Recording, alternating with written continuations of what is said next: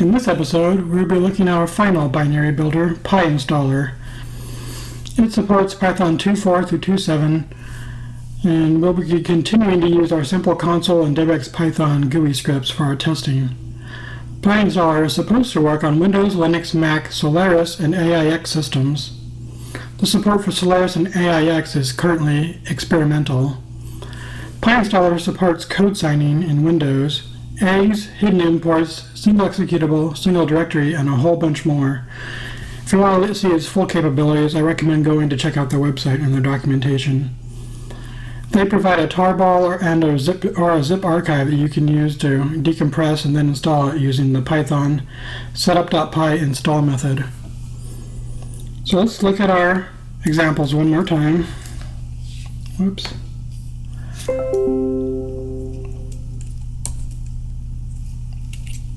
So our examples are over here in Documents, and we want to look at our config file.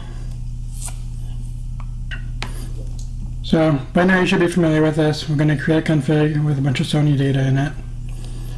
So let's go ahead and do that. We just need to open up a command window. Alright, and then we need to cd into the right directory. And you should just be able to type PyInstaller and the file that we want to create, which is config1, and it'll run, and hopefully everything will work the way it's supposed to. You get a bunch of output, as you can see. Blah blah blah. Output went into some location. Let's see if we can find out where it went. So we have a dist folder, and we should have an .exe in there, which we're going to try to run here just in a minute. Alright, so let's go ahead and try running this. It popped up and looks like it created our sample config, and it did it correctly. So I'd say we're good to go with that particular file. So let's go ahead and open up our UI file again. It happens to be example.py. We'll run it and make sure nothing has changed. Here we go, so that looks good. So let's go ahead and look at how to create a UI file with PyInstaller. Alright, so basically what we need to do here is open up our command prompt and type PyInstaller like we did before, and then our example program. And if we run this, we'll end up hitting the same issue that we had before, where we end up with a console window in the background.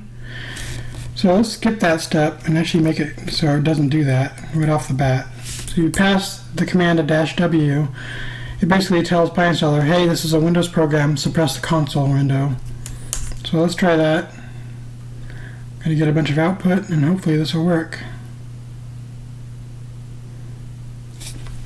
This actually looks like a Python log information stream to me, because if you go back and read or watch the logging video, you'll see that it puts a lot of informational messages as well. Anyway, looks like that completed without any errors. So let's go see if we have a new thing that we want to look at. So here's example. We've got a bunch of files. Let's find out how many megabytes that is. 19.5, so a little bit more than we got with CX freeze. Let's try running it, and it works. So once more, we've been able to create an exe for both a UI and a console program without any problems. Now, just so we're clear, whenever you run PyInstaller, it actually creates a spec file in the background that it uses to process the program that it's making into an executable. If you'd like to save a copy of the spec file to help you better understand what PyInstaller is doing, you can do so using the following command. So let's open up this particular thing. You type pye, and then you type -makespec,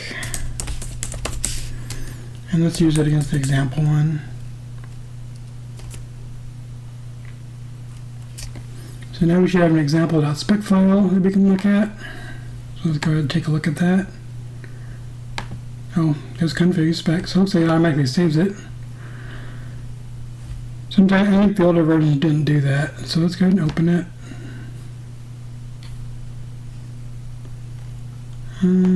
Let's see, Notepad.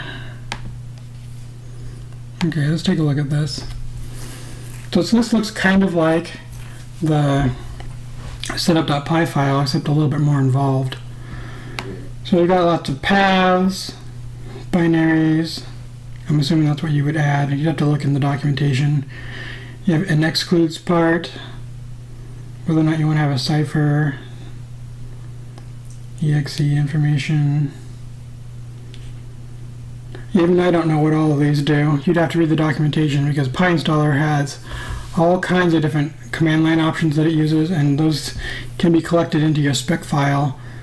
So you can kind of look at some of the things you can do with PyInstaller just by analyzing this. But the documentation is where you really want to go. In earlier versions of PyInstaller, you would actually need to create the spec file and edit it directly. But now, unless you need to do something extra special, you can just generate the right spec by using some flags. Be sure to read the documentation for full details, as there are lots of flags, and describing them all outside the scope of this particular video. This ends our quick tour of PyInstaller. I hope you found this helpful in making binaries with it, and I hope you found the previous episodes also helpful. Thank you all for watching. I look forward to seeing you next time.